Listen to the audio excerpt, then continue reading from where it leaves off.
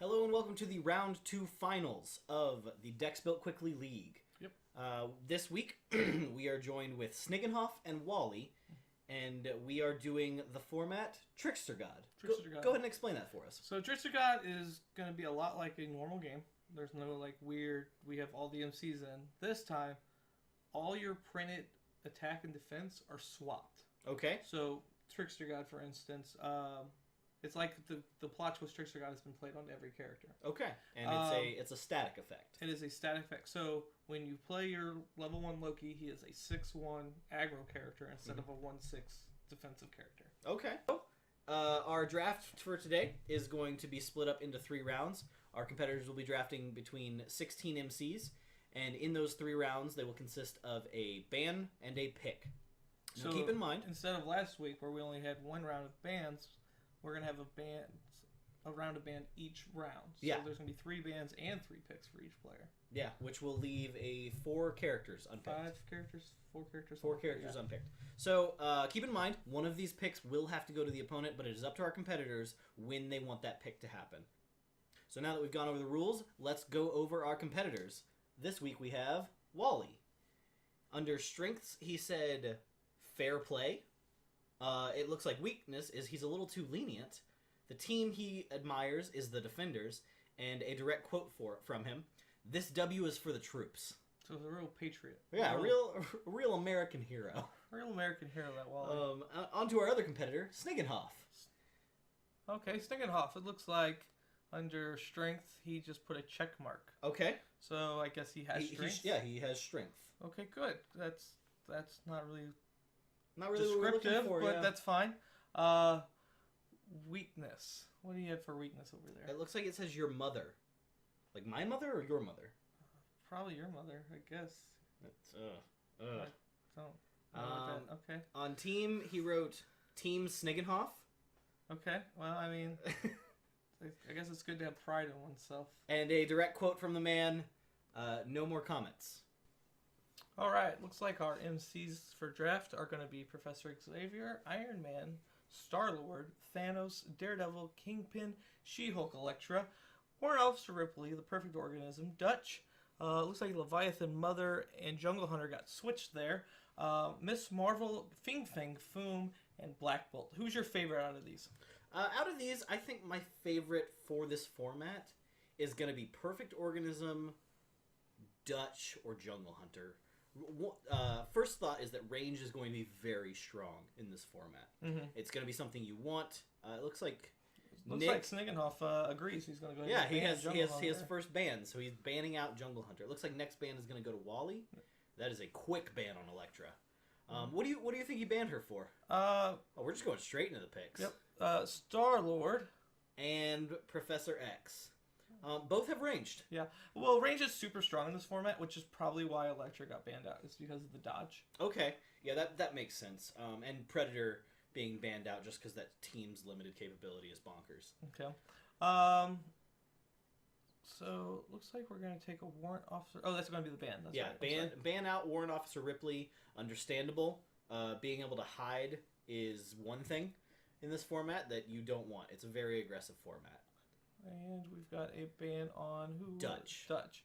That makes sense. Yeah. There's one more range character, so we might see Iron Man get taken. Yeah, Iron Man be a good pickup. Flight and range is really, really good. He's gonna take. Oh, he's gonna give Leviathan Mother over to Wally. That's a bold move. Yeah, that team's really good, and it's really easy to build. Yeah. So you kind of take away. It takes less time up in your deck building to build that deck. And it also pretty cut and dry. I see why he would give away that pick. All of your one of a kind characters are usually really stacked in the front side, so flipping that, it's going to be much harder to level Leviathan Mother. And Wally's going to go ahead and take Black Bolt. Interesting. That is a very interesting move. I mean, Black Bolt's pretty good, right? Like he can get it set up so that he can stun without being stunned back, because that seems to be a common theme. Oh, we got a Kingpin ban. That feels like a. I don't like that. Yeah, because that feels like an I don't want this team ban. I think Kingpin should always be open to be played. Well, of course. Give given both of our history with Kingpin. Yeah, he's the people's champion. He's the corporate champion. So the next 2 picks are going to go to, what was that band there? That was a Thanos band. Thanos band. So these 2 picks are both going to be going to Snigenhoff. He's going to, looks like She-Hulk, maybe a She-Hulk. I think, yeah, it looks like he's leaning towards She-Hulk. With what's left on the board, what would you take? Perfect Organism, because he's the only real defensive character in the format. Mm-hmm. How about you? I would take Daredevil. Really? Yes. You pay a red as a 2/5 in this format. He becomes a 5/2. Okay. So you can pay a red and stun any character in the game. I mean, that's pretty much. That's pretty good, man. So it's not. I feel like Daredevil is actually a really strong choice for this format. We see Wally hovering over Perfect Organism to give him, and he does. He gives away possibly the strongest pick left. Maybe, because there's still an Iron Man on the board, which really surprises me. Again, range is amazing in this format, and character with flight and range. Obviously, you're not going to give your opponent a character with flight and range. Out of these 5, I think I would have gave away... I'd have given away Foom. Really? Yeah, I would have given away Foom, especially since Foom can only hit the front row. Okay. So you're going to draft ranged anyway. You throw them all in the back row. Foom can't use his level 1 power. Now, he levels up. To be fair, that's just kind of our observation. Mm-hmm. Maybe these guys didn't really consider I thought they were considering how powerful range was based on their first picks, but then leaving a ranged guy out there kind of counteracts that idea. So, and they did both ban out the other 2 ranged characters with Jungle Hunter and Dutch. Okay. So I don't know. Maybe it's an interesting strategy only having 1 ranged character. Okay. So what is your idea for each player's strongest and weakest character going into the build? So, strongest for Snigenhoff, I would say I can't argue with Star-Lord's ranged strength. He is a, 2/5, which makes him a 5/2 with ranged in this format. Yeah. That is pretty insane. For Wally, if Professor X goes aggro, I could see it. Again, ranged being a very strong thing. Otherwise, his best bet is probably Black Bolt. Black Bolt. Yeah, he's going to have a lot of options with Black Bolt. I could tend to agree with that.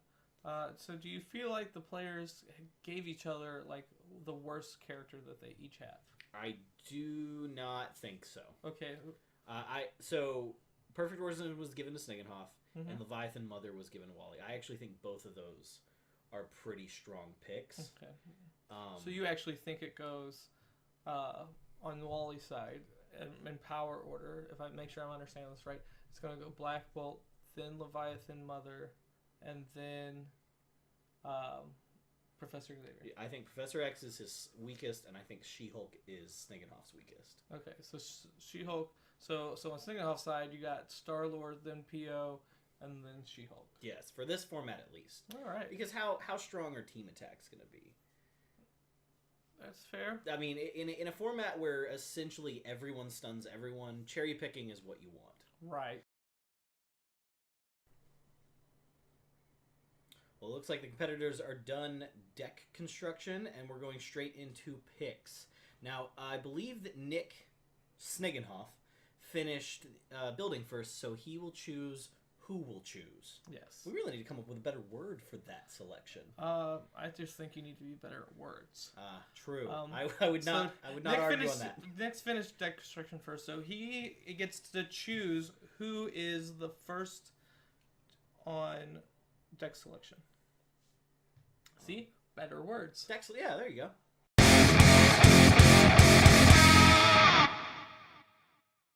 Walter has chosen Star-Lord, so Nick will counterpick into... Let's see here. So you have a ranged character, so probably choose either Black Bolt or Leviathan Mother, because you want to play against the person who doesn't have range. Yeah, of course.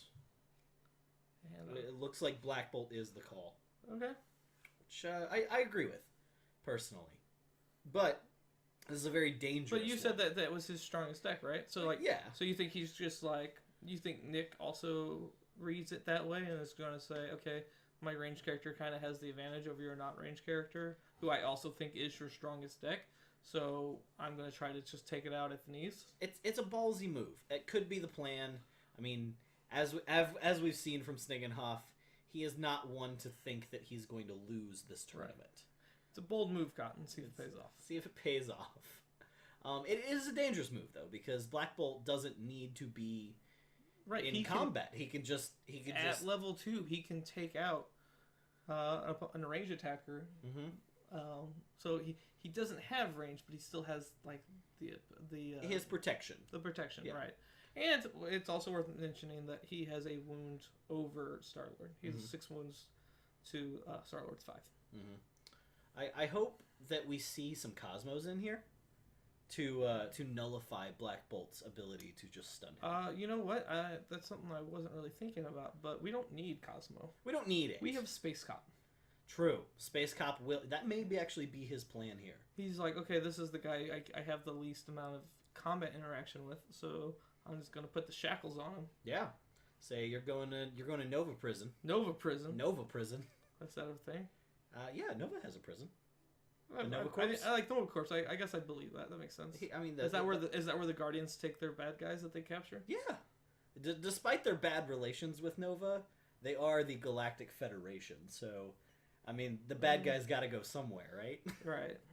So yeah, that's where the Space Cop thing comes from. Because they bring him to Nova Corps. Old Richard Rider takes care of it after that. The old Richard Rider. Richard Rider, whose appearance in this game I feel is a little wasted. Listen. But that's just my own beef with the card Nova. No, I think the new Nova is great. New Nova is nuts. The Guardian of the Galaxy's Nova is pretty weak, but the new Nova is fine. Do you think New Nova is in either of these decks? I would see Nova being in one of the 6, or in like 2 of the 6 decks, but I don't know necessarily if these are the right picks for the decks. Let me think here. I could see it synergizing well with Star-Lord because you can Space Cop, take away all their guys' flights, and then send your because his ability gives him attack when he's the first attacker. He's still a 5/5 even with these rules, so he's still going to be a 10/5 attacking. So like, and he cannot be stunned. And he can't be stunned. So swinging into Space Cop, turning off their abilities, and then sending a 10 attack guy into anybody is pretty good. Pretty good. You negate the entire front row. It's some year 1 Guardians of the Galaxy nonsense. From the die roll, it looks like Wally's going to get Wally to will choose. choose. Wally will be on the play. Well, I mean, of course. There's almost no reason to not to be. I don't know. Our residential Black Bolt expert kind of always takes the draw when he has the choice in Black Bolt. But that might be changed because of the format change. It might be preference. It may just be a would rather have those cards to discard. Right. Preference.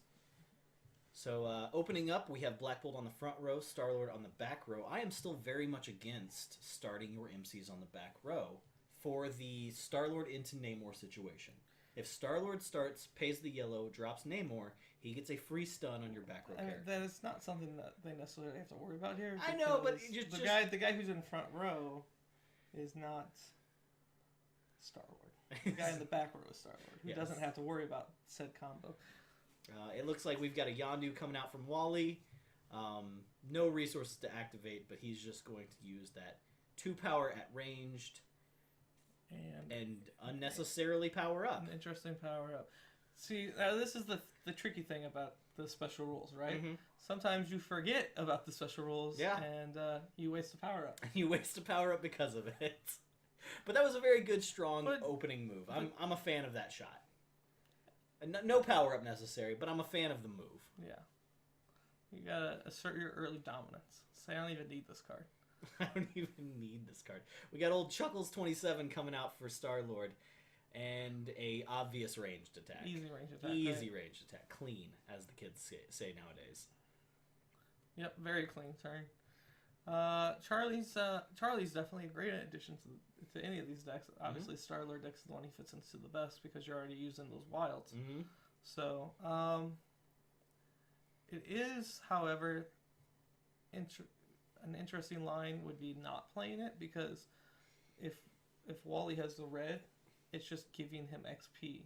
Like, by playing the character that you didn't have to play, you give him a target to gain XP off of. We've got another face down resource coming out from Wally's side as he's deliberating. He does go ahead and discard the red, gaining an XP on Black Bolt, and this will put a stun on Charlie 27. Definitely the right move here. Yeah, 100%. Because you just want to get Black Bolt to level 2 as fast as you possibly can. It looks like he makes the attack correctly this time.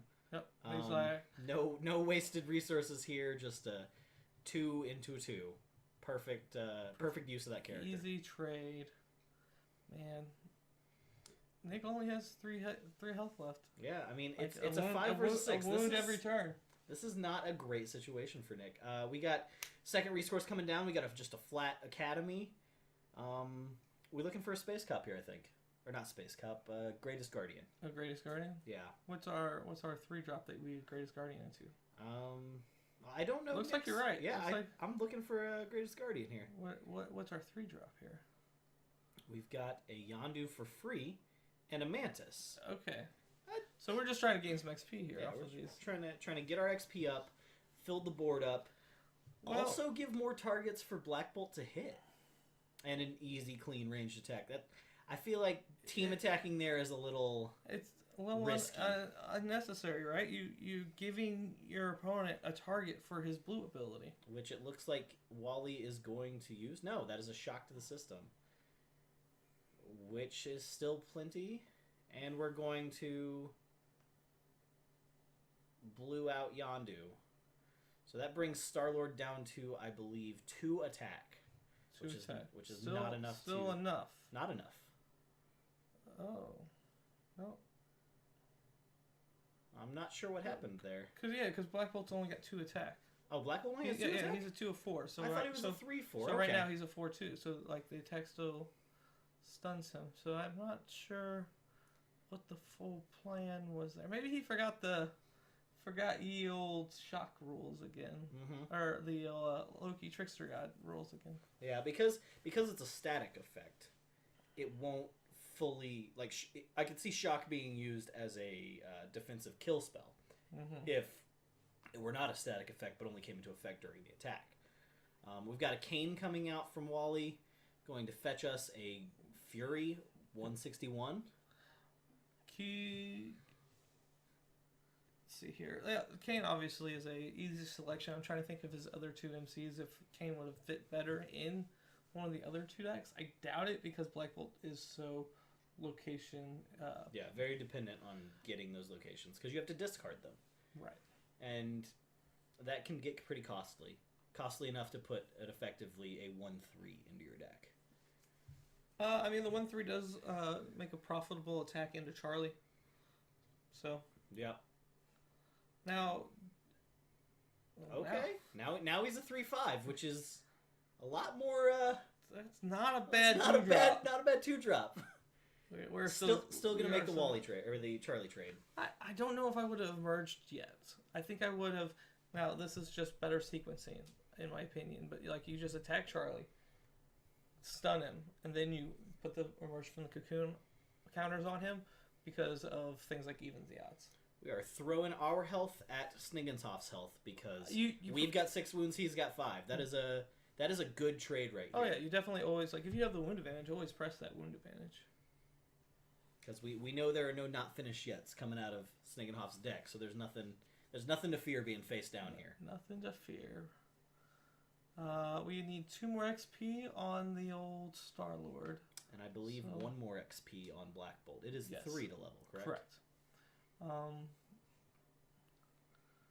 Now I have a little bit of an ear on everyone going in, so Snigenhoff said, well, this might be wrong, but I'm just going to go for it. Okay, it looks like he's Greatest Guardianing to pull out a Mantis. Okay, so that Mantis costs 1. So we have 2. We have 2 more into another Mantis. Okay, I like that play. That is a very effective ramp into both a level and putting down 5 resources. Yeah, listen, anytime that you can level up and accelerate 2 resources, I don't think it's quote-unquote the wrong play. Yeah, probably not. He'll be 6 resources going into turn 4. Plus his turn 4. He's a 7/4. Oh, good lord. What up, Kane? Cap. Oh, yeah. He's got those machine guns and he's about to use them. Little little tiny SMGs. Yeah, and we have access to Space Cop now, which is, again, I think... Probably the most important thing on his board. Yeah. So he takes the easy attack into Kane and passes the turn. Black Bolt has so many targets for his ability. What are your thoughts on... See, because I'm on team trade in Mantis. Mm-hmm. Because what do we got? 5 resources. And if you traded Mantis in there, you are on turn 7 next turn. I'm not sure what I'm into. He's making the play I would make. That is Black Bolt into Star-Lord. Again, pressing that wound advantage. The problem is, if he did have the red, he would have to do that before Black Bolt goes down. And we're taking the easy shot on Charlie to just kill him. Here I would probably trade into Mantis. Or not trade, but shoot Mantis. Because she'll be a 2-3 at this... Or she'll be a 3-2 at this point. Mm-hmm. He would be a 2-1. No, you don't want to give... You never give your opponent the resource. You should... Snigenhoff should have traded it in. Yeah. Oh, that's what you were saying. Yeah, okay, yeah. I understand what you're saying. Yeah. You always never give your opponent that resource unless you have to. Never give it. So Snigenhoff will be sitting on 6 resources here. It looks like he's going to flip over the Nowhere. I assume to Greatest Guardian. Yep. And pull out an Adam Warlock and immediately activate him. That's pretty good with because it's worth noting that now we have a flyer. Yes.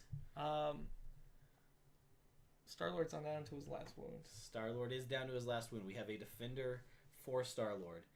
That is the most needed thing. Because, like, if you didn't have a flyer this turn, you lose. 100%. So without a pump. He may have a pump in hand. Because that would defend him. I feel like that's a risky attack. What? I don't think so, because you have to have... Because he's a 14/14? Maybe not risky. Yeah, because it would be like like triple Savage Surprise would be like the only thing that gets you there, right? I guess. Triple Savage. But, I mean, who doesn't have the Triple Savage? Wally always has it.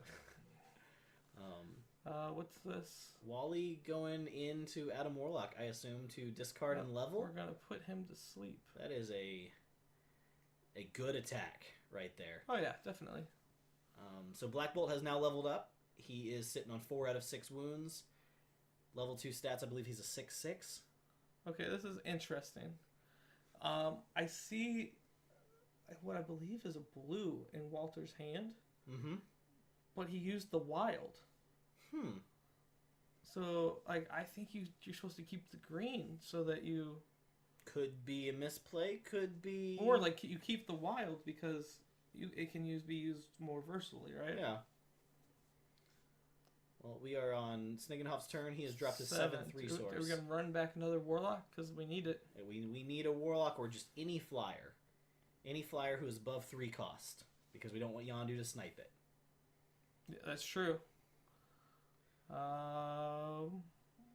Because even if he takes a stun here, and then on Wally's turn he goes in and makes the trade, since he's the attacker, he'll win the game. So, all right. So that's Drax has grab, so that is best thing, right? That is enough. So if you're Snigenhoff in this case, do you risk an attack? So here's interesting. Your opponent just discarded a wild, right? Oh, okay, we're getting a discard for Space Cop. Interesting. That is incredible, actually, because that frees up an attack for Snigenhoff to not fear getting stunned back. I mean, we still run into the same issue. Like, Walter just slams something that takes out Drax. And Black Bolt can trade in with Shock. Shock will bring him down to a 5 or 4. Yes. So he says, well, that's fine. And... Man, this is intense because, like I said, you just need something.